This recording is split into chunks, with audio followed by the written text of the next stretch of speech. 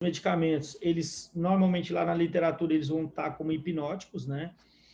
Eles têm essa ação hipnótica, então todos os medicamentos que têm algum tipo de ação hipnótica, ele já é utilizado para insônia. Os benzodiazepínicos, eles podem ser utilizados, principalmente o lorazepam, tá? E também nós temos fármacos não benzodiazepínicos, né? Um exemplo aí, o zolpidem, que ele tem uma ação boa hipnótica, não apresenta uma boa atividade ansiolítica, mas tem uma boa atividade hipnótica, né? Para ajudar em relação ao sono, ok?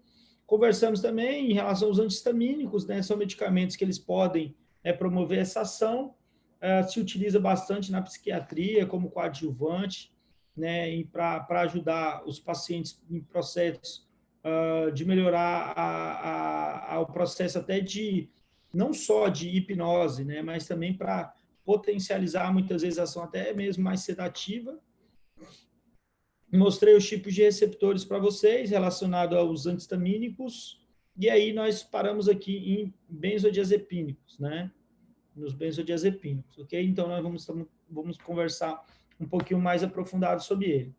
Os benzodiazepínicos, eles atuam, né, de forma seletiva nos receptores GABA-A, né? Já coloquei isso para vocês, onde o GABA, na verdade, ele possui dois receptor diferentes, né? O GABA tem um receptor que é um receptor ionotrópico e um outro receptor metabotrópico, né?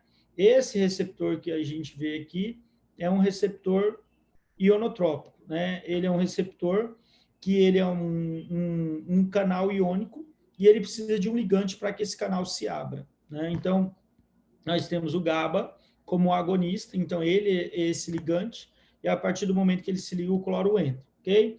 Então, os benzodiazepínicos, eles atuam de forma seletiva nesse GABA-A, né, que medeiam a transmissão sináptica inibitória em todo o sistema nervoso central, né? Os benzodiazepínicos, eles intensificam a resposta do GABA, né, como eu já estava conversando com vocês, facilitando a abertura dos canais de cloreto ativados por ele. Então, a abertura desses canais, eles são potencializados pelo próprio GABA, né? Então, ele consegue, a partir do momento que o medicamento se liga, né, e eu tenho lá a ligação do agonista, né, ele vai fazer com que esse canal ele tenha uma proporção maior de aberturas. Não quer dizer que o canal ele vai ficar aberto por mais tempo. Eu não aumento o tempo. O tempo ele fica igual, ele permanece o mesmo tempo. O que eu vou interferir é na quantidade de abertura dos canais, quantos canais vão estar abertos. Então, eu vou conseguir potencializar o efeito em função de potencializar a abertura de mais canais ou a abertura de canais de forma mais intensificada, e não o tempo que ele vai ficar aberto, né, que ele vai ficar ali exposto. Mostrei também para vocês em relação à estrutura dele, né? Então, o GABA, ele tem uma estrutura, né, formada por um pentâmero. Esse pentâmero, nós temos aí uma hélice de 5 subunidades, né, que eles são 2 beta, 2 alfa e uma gama, tá? E que o medicamento, no caso os benzodiazepínicos, eles se ligam num sítio que é um sítio alostérico, tá? Então, eu tenho que lembrar sempre que o medicamento, ele se liga num sítio alostérico. Não posso esquecer. Então, um sítio alostérico, certo? Então, esse sítio alostérico aqui, eu nunca posso esquecer disso, tá?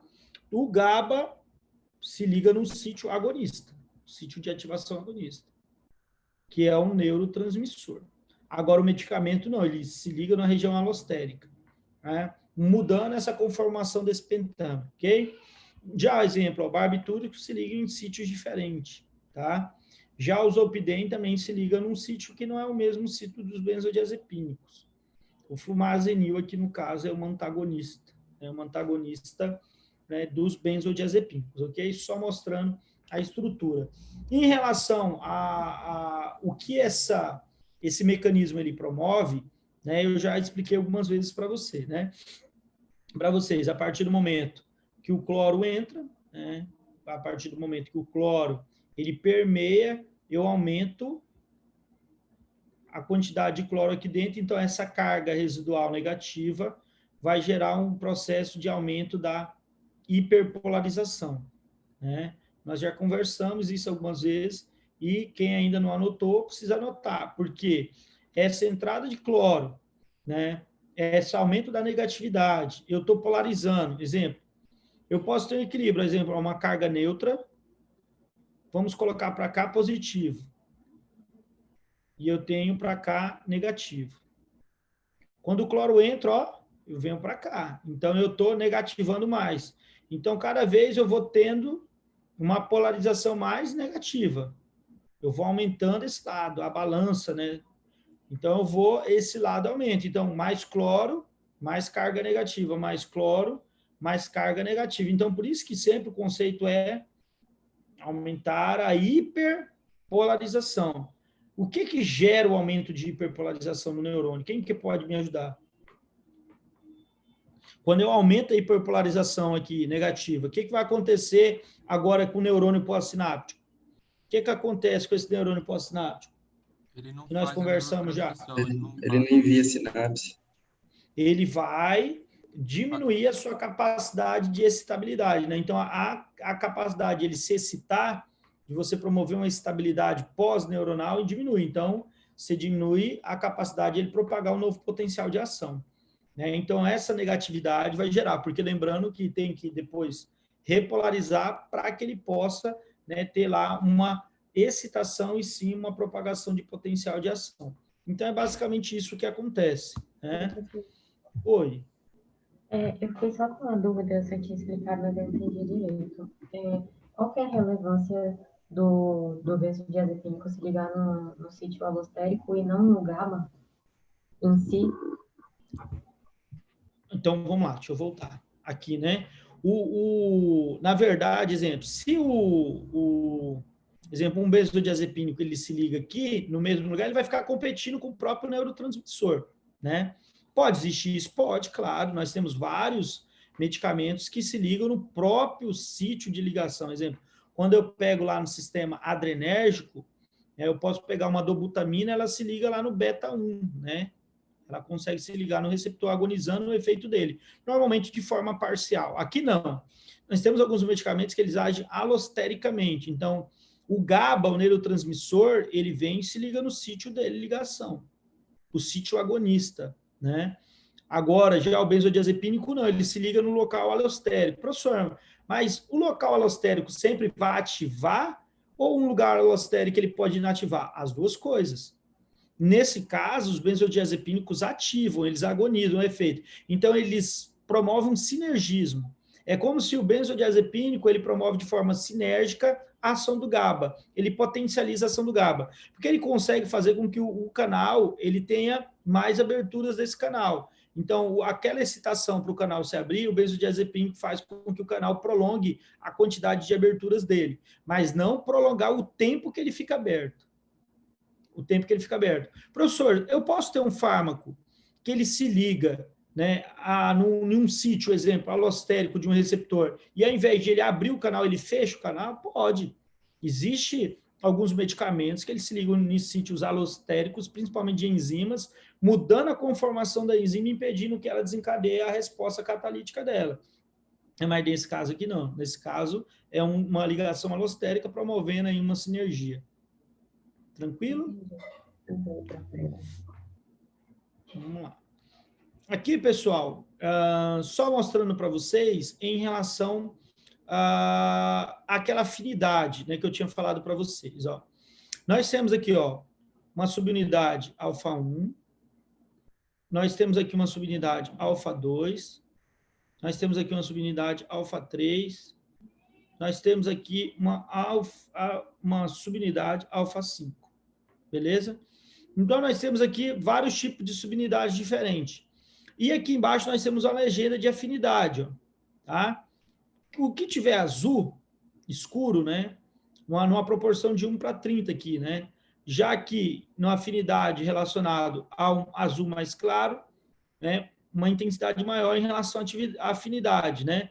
Uma afinidade maior, menor em relação ao outro. Então, só demonstrando que a diferença de cada medicamento na resposta, exemplo, do Zolpidem, para o zolpiclone, para o diazepam, tá? A diferença entre os medicamentos que agem, né, sobre o GABA está relacionado qual é a subunidade do receptor que eles têm mais afinidade, né? Qual subunidade ele tem mais afinidade? Quando eu pego aquele pentâmero, né, qual é a que ele tem uma maior afinidade?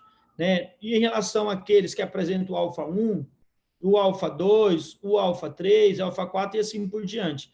Então, é o que eu falei para vocês. Hoje, os estudos, eles estão mostrando que, então, por isso que o midazolam, ele age mais como droga anestésica, porque a afinidade dele é sobre a subunidade alfa-1, exemplo. Né? Por que o diazepam ele tem uma ação mais anticonvulsivante? É porque a subunidade que ele age já é outra.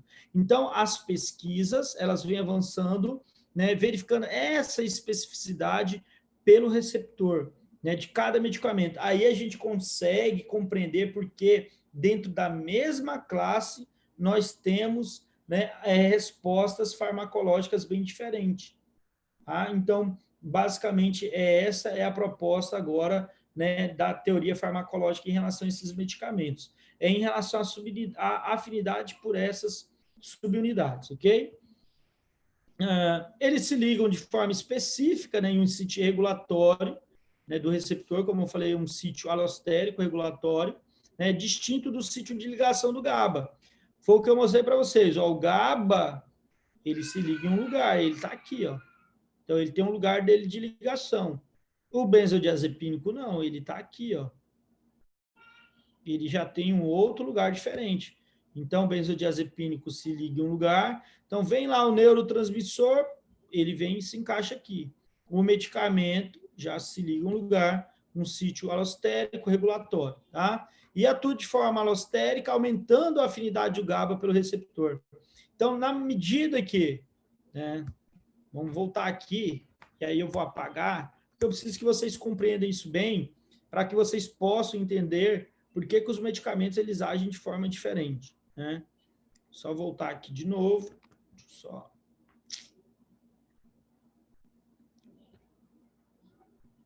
Então, vamos lá. Então, ó, quando o GABA se liga, né, ele vai e promove a abertura do canal de cloreto.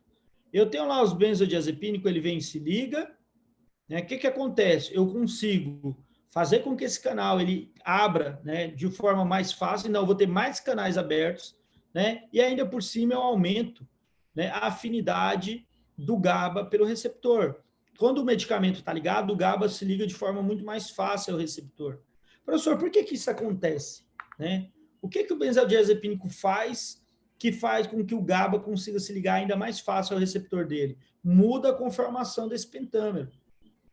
A partir do momento que o medicamento se liga a um sítio, a conformação estrutural desse pentâmero ele muda. A molécula, estruturalmente, ela muda. Tá? Então, por isso que ocorre essa mudança de afinidade. Tá? Então, eles se ligam de forma específica a um sítio regulatório, né? Distinto do sítio de ligação. Então, enquanto um se liga no local, o outro se liga no local distinto. E essa atuação alostérica aumenta a afinidade do GABA pelo receptor. Ok? Efeitos e usos farmacológicos, né? Então, os benzodiazepínicos eles são usados na redução da ansiedade e agressividade, acabamos de ver agora há pouco, né? Mostrei para vocês ali. Benzodiazepínico como droga ansiolítica. Então, os benzodiazepínicos eles são ansiolíticos, né?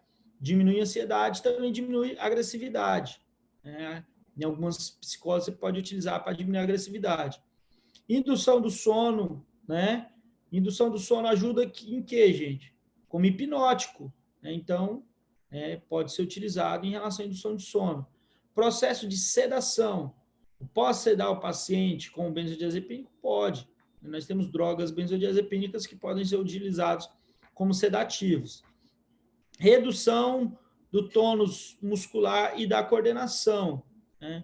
Então, também são drogas que podem... Por quê? Porque eles podem inibir esse processo de contração do tônus muscular. Efeito anticonvulsivante, eles são bastante utilizados em crises. Um exemplo é o diazepam, né? Diazepam é bastante utilizado como anticonvulsivante, tá? Ele tem essa ação, né? Ele é um benzodiazepínico de ação longa, e a amnésia anterretrógrada. Alguém sabe o que é, pessoal? O que é essa amnésia anterretrógrada? Quem pode ajudar? Alguém? Sim? Não? Então, aqui na amnésia... Pode falar. Ela não vai conseguir registrar, manter as informações? Isso, mais ou menos isso aí mesmo, tá certinho, Tuane. Vou dar exemplo assim, Tuane, ó. Você tem lá, às vezes, um paciente, ele passou por um procedimento cirúrgico, né? E naquele procedimento, ele, depois do procedimento da cirurgia, ele não lembra. Se ele teve algum desconforto ali, ele não vai lembrar, entendeu? Ele não guarda essa informação através daquele procedimento ali gerado, ele não guarda, tá? Então, né, ele promove essa amnésia no paciente, tá? Então, os efeitos ansiolíticos, o benzodiazepínico mostra efeito ansiolítico em testes animais e também exerce um efeito acentuado, né, também em domesticação, permitindo os animais sejam manuseados mais facilmente. Então, eles também, em animais, eles, obviamente, a maioria dos estudos, né, sempre foi, a maioria era realizada em vivo, em animais. Hoje, pouco se utiliza, hoje a gente quase não faz esses estudos, mas quando se fazia esses testes, conseguia verificar esses efeitos claros. Os benzodiazepínicos são usados agora principalmente para tratar estados agudos de ansiedade, né, como eu falei já anteriormente para vocês, quando nós falamos um pouquinho sobre ansiedade. Então, por que eles são utilizados mais em quadros agudos, né? Até pelos seus efeitos colaterais.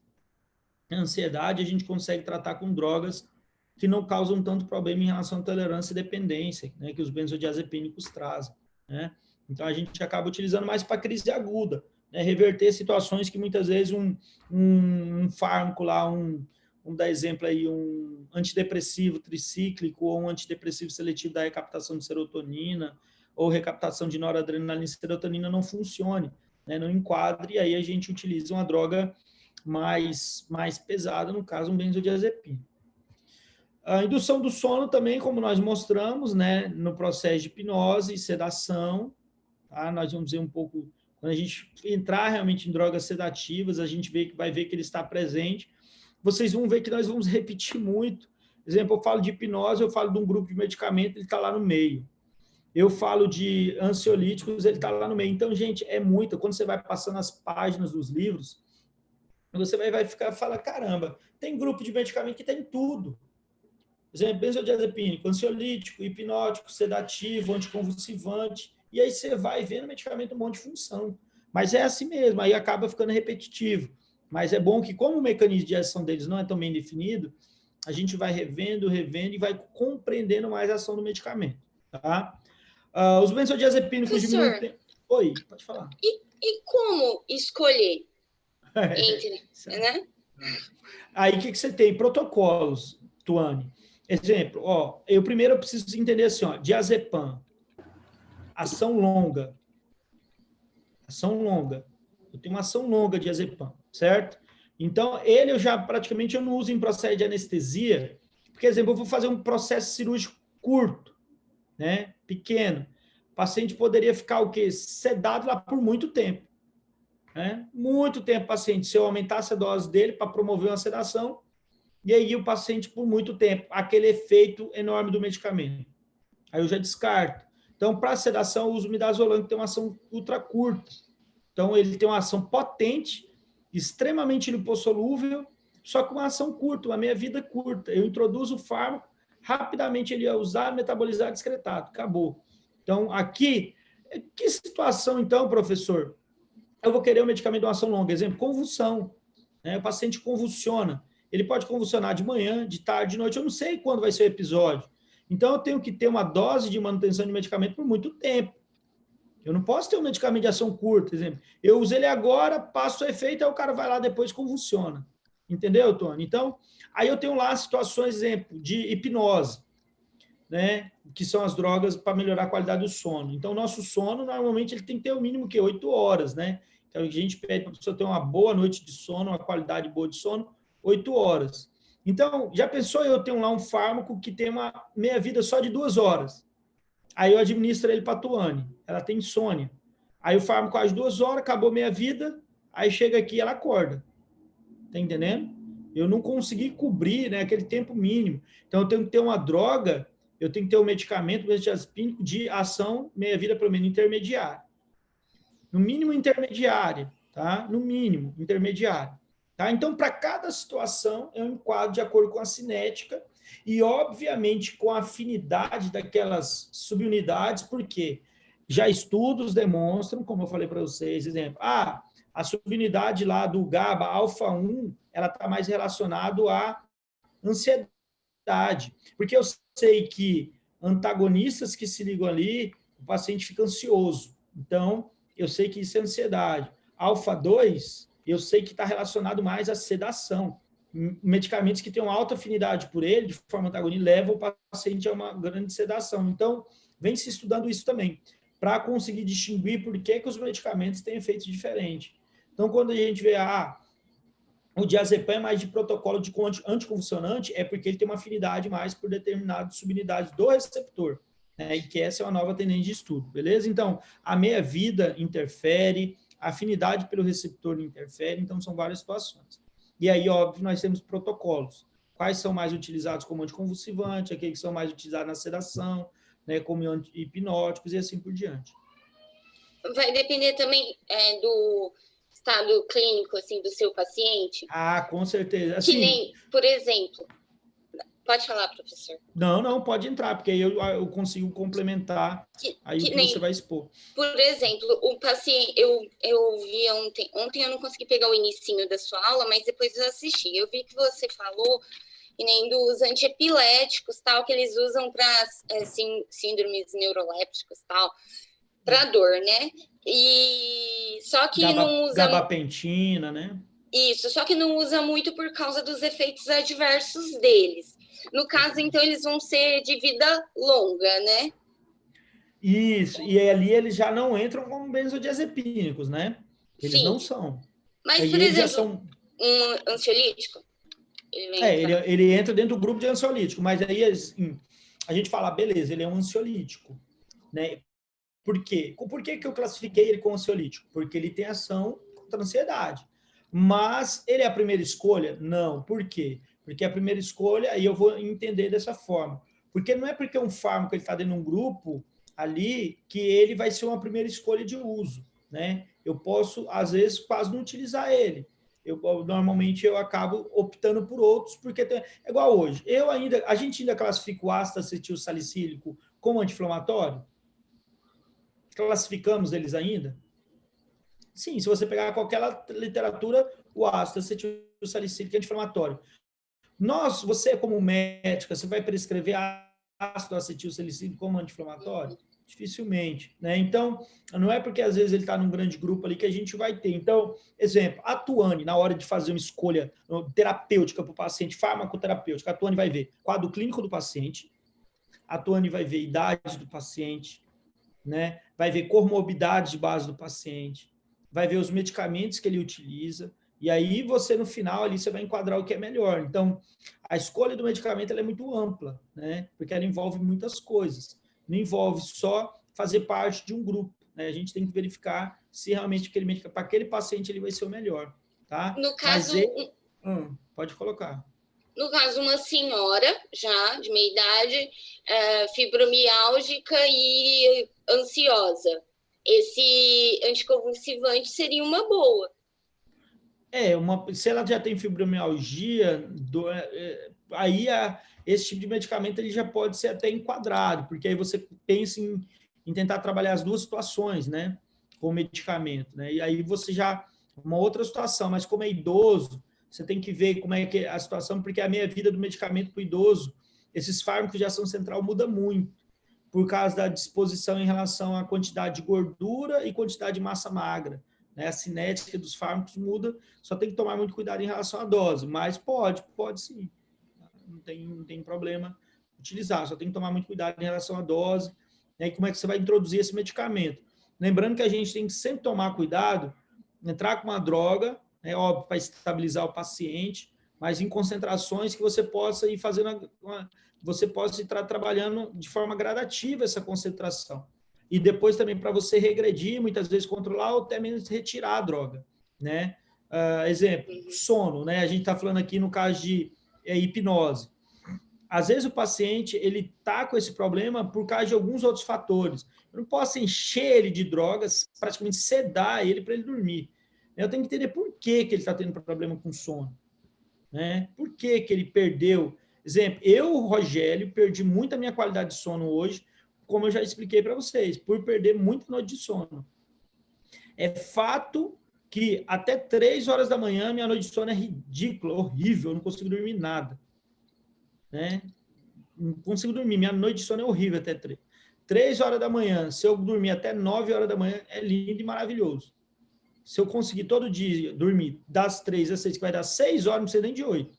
Se eu conseguisse dormir isso aqui todos os dias, para mim seria bom. Minha noite de sono foi muito prejudicada em relação a plantões noturnos. Então, eu peguei o hábito de ficar acordado à noite. Então, eu tento dormir, né, mas até 3 horas da manhã é muito difícil para mim dormir. Então, aí o que o médico vai trabalhar nesse sentido, né? Ele tem que verificar alternativas que possam, né, trabalhar esse relógio biológico, né? E ele verificar as situações que podem me ajudar. Né? Então, não só levar um monte de medicamento e eu ficar o resto da vida refém, se eu quiser dormir, eu tenho que tomar medicamentos. Né? Aí, às vezes, será que o paciente tem uma pequena quantidade de triptofano? Como é que está a melatonina do paciente? Aí vai avaliar muitas coisas, gente, para tentar dar um outro suporte, e não só simplesmente prescrever um hipnótico para o resto da vida para o paciente. Por quê? A gente não tem intenção de usar benzodiazepínico para o paciente o resto da vida. Né? Então, você tem que saber entrar com a droga, a concentração ideal, e depois fazer desmame do medicamento. Né? Retirar esse fármaco, ajustar a droga. Porque, com o tempo, nós vamos verificar aqui também, existe um negócio chamado de tolerância farmacológica. Que aí o organismo normalmente se adapta àquela concentração do medicamento e ele já não faz mais efeito. Aí você tem que fazer o quê, Tuane? Aumentar a dose. Para gerar aquele efeito anterior. Aí você aumenta a dose. Aí chega um tempo, tolera essa dose. Aí você faz o quê? Aumenta a dose. Aí chega um momento que já chegou na dose máxima. Aí o que você tem que fazer? Trocar de classe. Muda o medicamento. Por isso você vê paciente, às vezes, psiquiatria fazendo rodízio, aí roda muito medicamento. O paciente vai ficar intolerante. E tem paciente que fica tolerante muito rápido. Então, acaba... Então, por isso que nós utilizamos essas drogas, belezas, são ótimas alternativas, mas a gente tem que tomar muito cuidado, porque elas também trazem muitos problemas. Então, a gente tem que saber contornar, certo? Depois que chega na tolerância, professor, já era, não volta mais. Normalmente não volta mais. Então, assim, você verifica que aquela mesma dose não traz o mesmo efeito. Não traz o mesmo efeito. Mesmo aí você trocando medicação, tempo... Aí tem médico que ele faz o quê? Ele roda, vai outros, tal, e o organismo e o sistema nervoso central vai se automodulando. Aí, quando ele volta para aquele primeiro, o organismo já tem um outro tipo de aceitação ao fármaco. Ele acaba utilizando de novo. Mas ele faz esse rodízio. Ele sempre levando o quê? Tentar estabilizar o paciente. Exemplo, eu tenho lá um quadro clínico. Vamos colocar um quadro clínico aqui. Eu tenho um paciente X que ele tem crises convulsivas. Tem ansiedade e crises convulsivas. Ansiedade, crise convulsiva. Né? E crises convulsivas frequentes, que prejudicam o convívio social. Aí eu vou lá e entro assim, diazepam. Tá entendendo? Paciente, diazepam. Né? Vamos colocar aqui outra droga, diazepam, e administro para ele também vamos colocar aqui um outro medicamento, um fenobarbital. Tá? Diazepam, fenobarbital. O paciente tem crises convulsivas frequentes e o paciente tem muita ansiedade, certo? Entrei com diazepam, fenobarbital. Marquei uma consulta depois de um mês. Meu paciente retorna. Aí ele fala assim para mim, não tive convulsão, não estive ansioso, certo? Mas eu estou muito sonolento. Aí a Tuane faz o seguinte, ela fala assim, opa, beleza, eu vou fazer o seguinte, vou tirar aqui o diazepam, vou colocar um alprazolam. E vamos pegar assim, esse fenobarbital estava sendo usado 2 vezes um dia. Vamos colocar aqui só uma vez o dia. Troquei o benzodiazepínico, o diazepam pelo alprazolam, e diminuí a dose do fenobarbital. Aí a paciente me volta depois de um mês. Aí ela fala assim, ó, eu tive crise de convulsão e a minha ansiedade eu não tive problema, mas eu convulsionei, tá? Sono eu não tive mais. E aí, o que você faz, Tuane?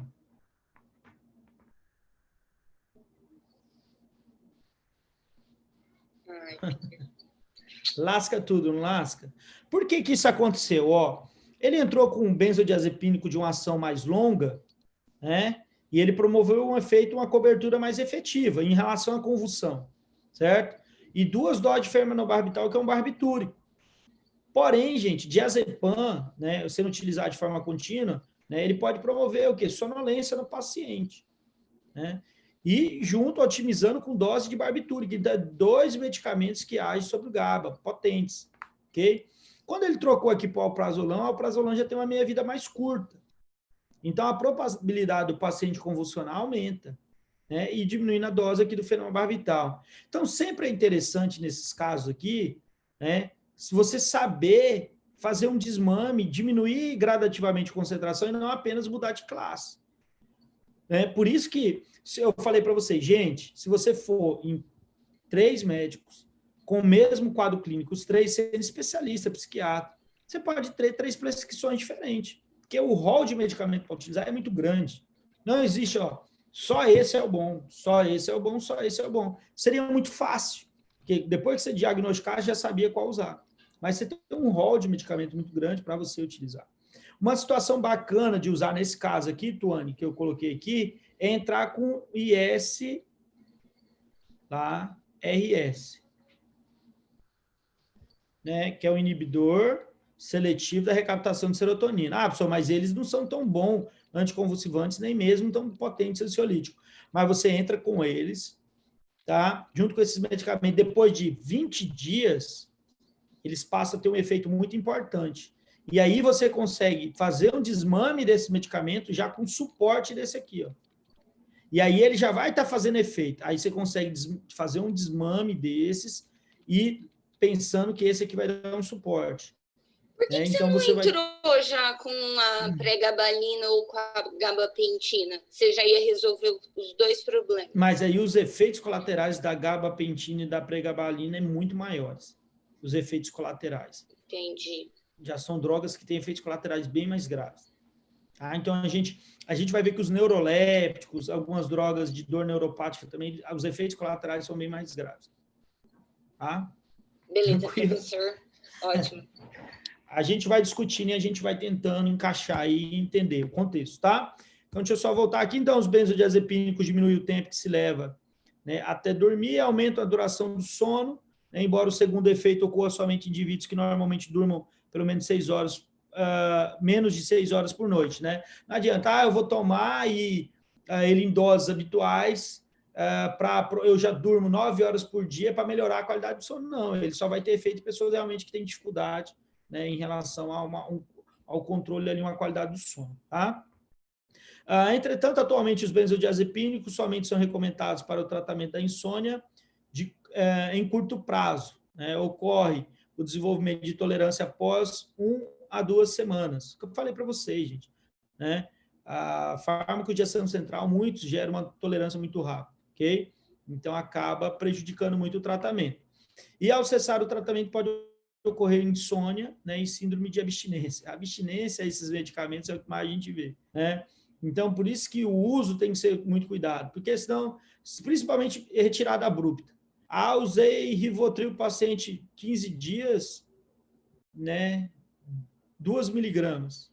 Aí, depois do 16º dia, tirei totalmente as 2 miligramas. Para o paciente sentir isso aqui, gente, a abstinência é muito grande, né? Você estava ofertando uma dose de um fármaco, e você retira abruptamente, o paciente pode entrar numa crise de abstinência ao medicamento. Isso não é algo tão raro, não. Tá? Não é algo tão raro. Ok? Também possui ações como pré-medicação antes de cirurgia, né? Benzodiazepínico. Eu falei já para vocês aqui que, principalmente o midazolam, tá?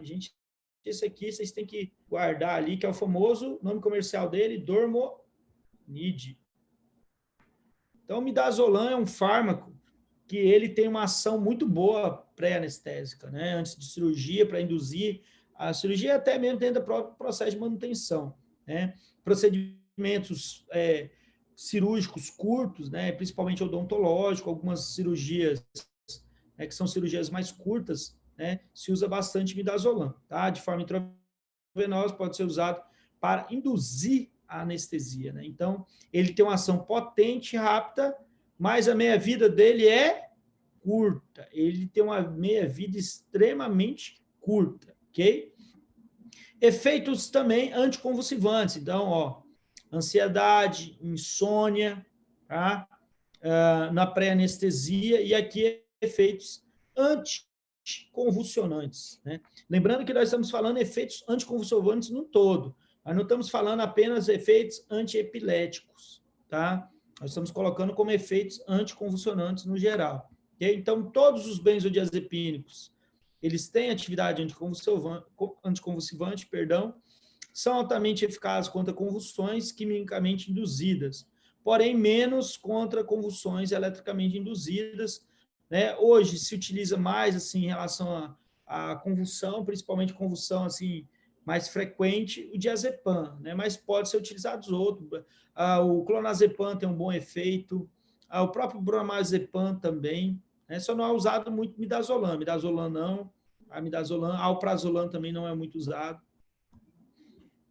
E aqui a amnésia retrógrada, antirretrógrada, perdão, que eu tinha colocado para vocês, né? Os benzodiazepínicos evitam a memória de eventos experimentados enquanto sob sua influência, né? Efeito não visto em outros depressores do sistema nervoso central. Então, ele consegue evitar aquela memória, né, em eventos experimentados enquanto a sua utilização. Então, o paciente que passou por um determinado procedimento não lembra, né? Então, isso, ele promove essa amnésia. Então, acredito que a amnésia ocorra devido à ligação dos benzodiazepínicos a receptores GABA-A, que contém a subunidade alfa-5. Então, é aquilo que eu falei para vocês sobre subunidade, né?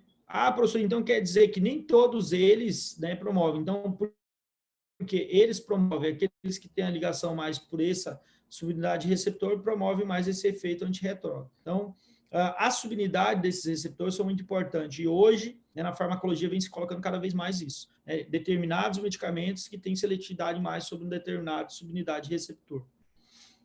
Efeitos adversos. Óbvio que, como todo fármaco de ação central, tem muitos efeitos adversos. Então, isso é muito comum, né, neles. São os efeitos adversos. Então, efeitos tóxicos decorrentes da superdosagem aguda. Eu não sei se foi na sala de vocês, fizeram uma pergunta para mim assim, professor, se a pessoa tiver uma intoxicação por benzodiazepínico, leva a óbito? Normalmente, gente, é muito difícil a pessoa se intoxicar por benzodiazepínico e ter uma parada cardiorrespiratória. Só se ele tiver já algum problema cardiorrespiratório. Tá? Por quê? Só os benzodiazepínicos, eles são GABA dependentes. Eles dependem do GABA para promover efeito. Então, o efeito não depende só dele. Depende do GABA também. Exemplo, se só o benzodiazepínico se ligar ao canal, ele sozinho, ele promove a abertura do canal de cloro? Never. Ele depende do neurotransmissor. Então, ele é GABA dependente. Então, ele normalmente sozinho, ele vai promover, sim, uma depressão respiratória, tá? Ele pode, né, ter um paciente ter até dificuldade para respirar tudo mais, mas a morte é muito difícil, tá? Em relacionado a isso. Se o paciente tiver algum problema já, aí é uma outra situação. Professor, o benzodiazepínico mais o álcool, aí já o risco aumenta muito. Aí sim, o paciente pode entrar em coma e é perigoso. Ele tem uma parada cardiorrespiratória, sim. Que aí é duas drogas, né? O álcool mais o benzodiazepínico. Aí é outra situação, tá? Efeitos adversos que ocorrem durante o uso terapêutico normal, né? Pode ter alguns efeitos adversos, como dependendo, exemplo, você está utilizando ele como uma droga anticonvulsivante, ele pode causar sono, né? Lentificação de pensamento, então pode ter alguns problemas. E também aqui a tolerância, né? E a dependência, que nós sabemos que isso ocorre muito, né? Ficar dependente à droga, né? Ou ficar tolerante à droga, né? Perder o efeito significativo dela ou ficar refém dela, né? Ficar dependente. Tá? Professor, Oi.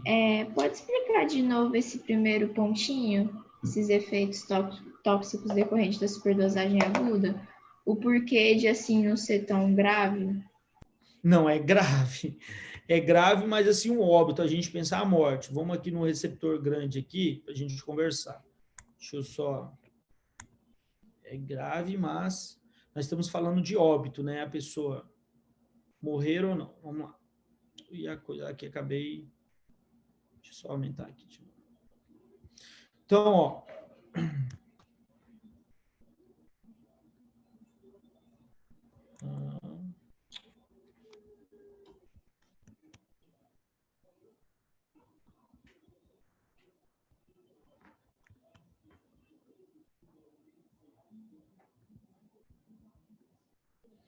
Então, aqui, ó, exemplo. Eu tenho um benzodiazepínico, ele se liga nesse sítio alostérico. E aí eu vou, administro X miligramas. Né? E aí ele se liga em X receptores. Certo? E aí eu tenho lá uma quantidade X de neurotransmissor. Vamos colocar que eu aumento a dose do benzodiazepínico. A pessoa tomou 2, 3 comprimidos. Eu otimizo isso, mais medicamento ligado aqui.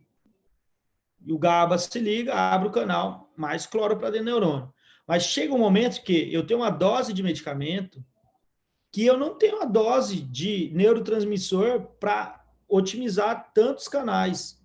Então, eu acabo sendo dependente do GABA também. Porque não adianta ligar só o benzodiazepínico e o GABA não se ligar. Tá? O benzodiazepínico precisa da ligação do GABA para potencializar efeito.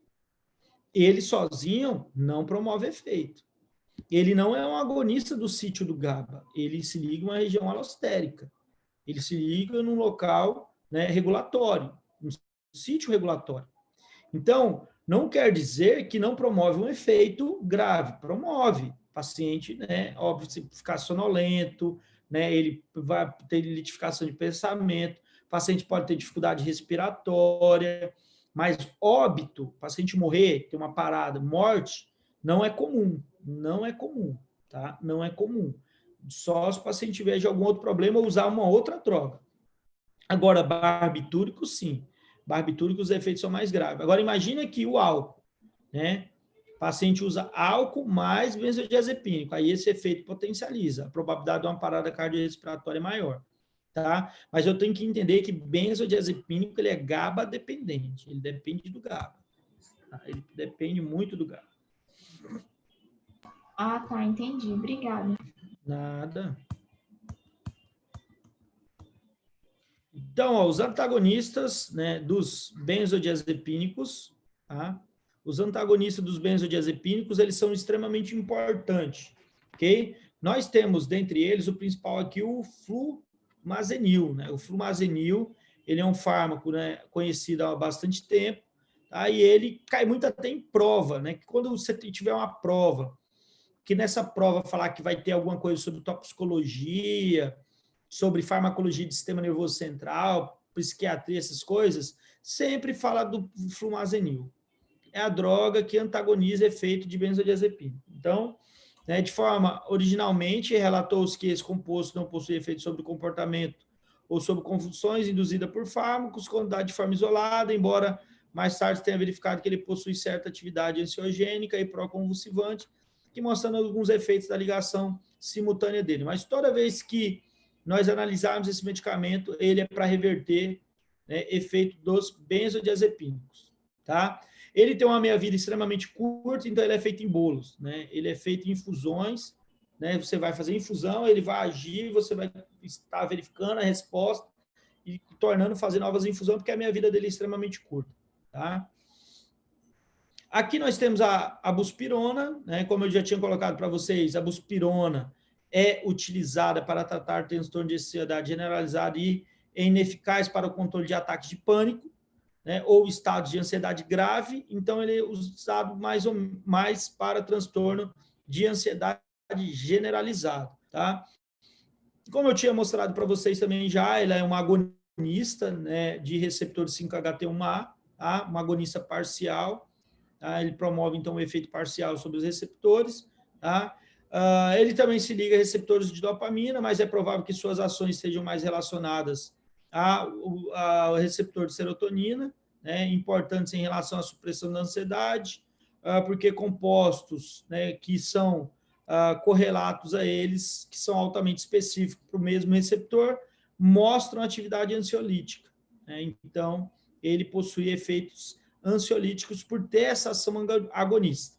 Tanto no receptor, né, pré-sináptico, mostrando aqui, ó, né, como também pós-sináptico, né, de forma agonista, tá? E aí, consequentemente, diminuindo a ansiedade, tá? Aqui nós vamos entrar, gente, num outro grupo de medicamentos, né, e de ação, que são os fármacos antiepiléticos, né, que são os fármacos anticonvulsionantes, né, que são medicamentos que são bastante utilizados para, principalmente, tratar ataques epiléticos, né, e crises convulsivas, ok? Nós temos dentro desse grupo, de novo, os benzodiazepínicos. Meu Deus, professor, pelo amor de Deus, eu nunca vi tanto falar de benzodiazepínico. Por quê, gente? Eles têm muitos efeitos, né? Além dos benzodiazepínicos, aqui nós vamos conversar um pouco sobre os barbitúricos, tá? E agora nós vamos entrar em algumas outras drogas. Exemplo, carbamazepina, ácido valproico, valproato de sódio, fenitoína. Então, nós vamos entrar em alguns outros medicamentos, mas nós vamos continuar falando um pouco sobre o GABA, tanto sobre barbitúrico e benzodiazepínico, mas nós vamos entrar em outras drogas. Então, os fármacos antiepiléticos, anticonvulsivantes, são usados para tratar epilepsia, bem como alterações convulsivas não epileptiformes. Quer dizer, eles são usados para tratar crises convulsivas epiléticas, mas também não epiléticas. Tá? Então, epilético ou não, certo? Eles podem ter como mecanismo de ação potencialização do GABA. Professor, então por isso, benzodiazepínico vai entrar aqui? Sim, senhores. Eles podem ter inibição da função dos canais de sódio, né? E aí nós vamos ver carbamazepina, fenitoína, né, esses medicamentos. E também sobre canais de cálcio, tá? Então, nós vamos estar verificando tudo isso aqui. Beleza? Mas deixa eu só voltar e dar uma recapitulada. Pessoal, alguém está tendo dificuldade? Deixa eu só tirar aqui. Pronto, já tirei. Voltando. Alguém está tendo dificuldade em relação... Pronto, consegui abrir aqui para que eu possa ver todo mundo. A parte fisiológica, para você estar tranquilo, quem revisou conseguiu compreender bem função, síntese, parte de função de cada neurotransmissor. Olha o Saulo. Saulo, faz tanto tempo que eu não falo contigo. Como é que você está, Saulo? Está aí na aula? Está vivo? Não. Tudo bem, Saulo? Estou indo, professor. Estou indo. Eita, estou indo, hein, Saulo? Eita, bateu um desânimo agora, hein? Então, vamos lá, pessoal.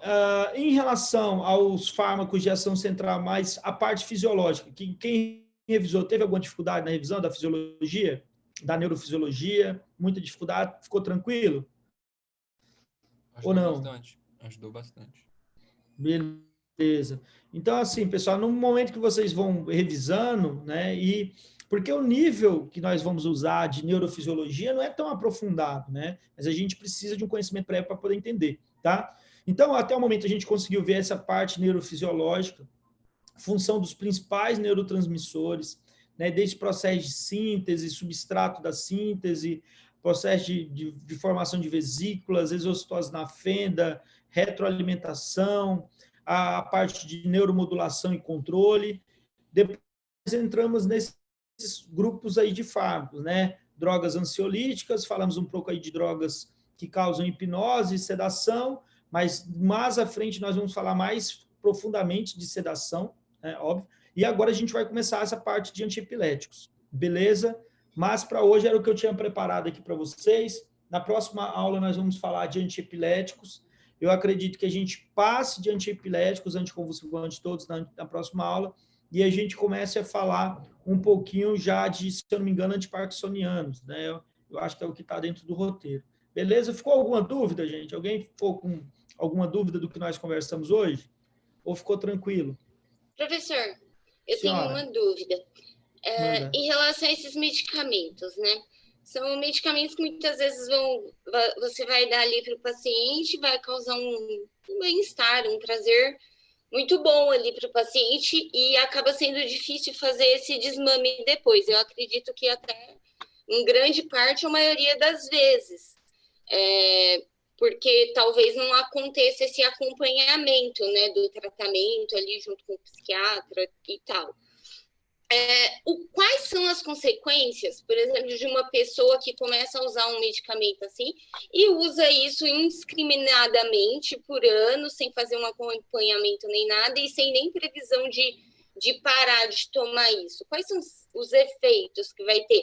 Ela vai ter tolerância, dependência, né? Mas, assim, os outros efeitos, que nem para uma superdosagem, você tem os efeitos tóxicos. Mas, no caso, ela não está fazendo uma superdosagem, ela só está tomando para a vida toda, né? Mas sem um acompanhamento. O pior mesmo é a dependência, né, que isso gera. Né? Ela precisar ficar dependente para manter um estado, né, que ela poderia manter sem o medicamento, se tivesse sido feito um controle adequado. Então, para me manter num estado de normalidade, eu depender do medicamento o tempo inteiro. Mas eu peguei a primeira parte da sua fala, Tuane, que isso é parcial. Todo paciente que usar esse tipo de medicamento, ele vai ter essa sensação de bem-estar, exemplo, utilizar uma droga que vai deixar ela mais, né, tranquila, tal? Não. Tem pacientes que não se sentem bem, não se adaptam muito bem e se queixam da utilização desse medicamento. Então, você não vai sempre ter aquele paciente que vai se sentir bem com o uso inicial. Não, tem pacientes que já se queixam no início da utilização, tá? Agora, sim, o principal problema é esse. Nós tivemos um ano, que eu não vou lembrar agora de cabeça, que saiu até numa revista relacionada a medicamentos, que o Rivotril ele ficou entre os 2 medicamentos, ou foi 3 medicamentos mais vendidos no Brasil. Gente, que absurdo. Agora é o benzodiazepínico. O Rivotril. Então, assim, aí você pensa, é um medicamento que precisa de prescrição. Então, se ele foi tão vendido assim, né? Então, assim, a gente tem que pensar que teve prescrição, porque não é possível. Eles são fármacos controlados, né? Então, o desmame precisa ser bem feito. Aí nós temos alguns problemas, Tuane. Vamos dar exemplo. Tuane terminou o curso de medicina e aí a Tuane foi trabalhar na UPA Sul. Aí a Tuane está lá na UPA, trabalhando na emergência, e aí chega um paciente lá com crise de ansiedade, né, aguda. A Tuane vai prescrever medicamento. Uma caixa, porque ele é vendido em caixa. E aí o paciente já toma aquela caixa inteira, né? Quem que vai fazer a nova consulta com ele? Tuane, vai acompanhar? Provavelmente outro médico, né? Então, assim, nós temos uma política de acompanhamento desse paciente. Ele chegou na UPA com a crise de ansiedade, você estabilizou, medicou, e aí tá, você prescreveu um fármaco, o paciente toma. Mesmo você não sendo especialista ali, mas você é médico, você tem a habilitação para prescrever. Você prescreveu, ele foi. Aí ele foi encaminhado para um psiquiatra, para um neuro, para acompanhar ele. Qual o local que a gente indica? Ele vai continuar recebendo, ele vai tomar só essa caixa, ele vai parar de uma vez, ele não vai ter Você está entendendo? Então, como é feita essa política em relação ao uso dessas drogas? Então, não existe algo bem definido. O médico da emergência é muito complicado ele passar esse tipo de fármaco, né, porque isso vai levar um problema de acompanhamento. Então, essas discussões ela tem que ter, porque às vezes esses medicamentos acabam sendo utilizados de forma muito inadequada. Às vezes a gente vê odontólogo prescrevendo, né? Não é uma crítica a nenhuma classe aqui, não é a minha intenção. Mas odontólogo pode prescrever benzodiazepínico? Pode. Pode. Para uso odontológico. Exemplo, ele tem um paciente que tem pânico, né? A procedimento odontológico. Ele prescreve o fármaco, o paciente ficar mais tranquilo para fazer o procedimento. Pode? Pode. Agora, toda vez que prescreve será que é para isso? Às vezes não foi um amigo que pediu uma receita. Então, tudo isso tem que ser melhor controlado no Brasil, porque gera-se muito problema em relação ao uso desses medicamentos. Vocês estão entendendo? Então, nós temos um problema muito grande. Era para ter um maior uma maior comunicação. A gente chegou um paciente desse, ele já tem um lugar para ele ser encaminhado, já ser agendado uma consulta, né? Lá o médico já saber o que você prescreveu, já receber ele sabendo o que foi prescrito, para saber dar o acompanhamento que tem que dar, para entender a resposta, né? Então tem que estar tudo bem comunicado dentro de um sistema de saúde, né? Eu acho que é o correto. Eu vi que na prefeitura aqui já se tentou muito fazer essa comunicação mais dentro do serviço, entre as UBSs, né? As unidades de urgência, as UPAs, e as policlínicas e o centro de especialidade médica. Tem uma melhor comunicação, mas ainda não tem. Eu falo porque eu trabalho dentro do sistema, eu acabo não vendo. Certo? Alguém mais, gente? Certo, professor. Tranquilo? Então, beleza. Gente, bom final de semana para vocês, tá?